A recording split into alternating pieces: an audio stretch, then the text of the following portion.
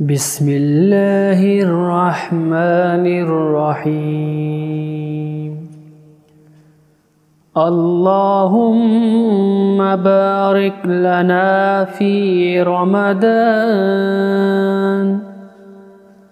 اللهم أهله علينا بالأمن والإيمان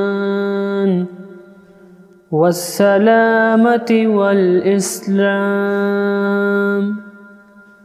والعافية المجللة ودفاء الأسقام والعون على الصلاة والصيام والقيام وتلاوة القرآن.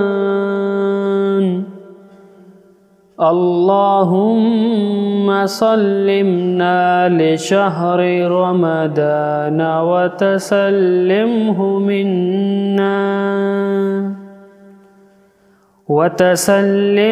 منا وسلمنا فيه حتى ينقضي عنا شهر رمضان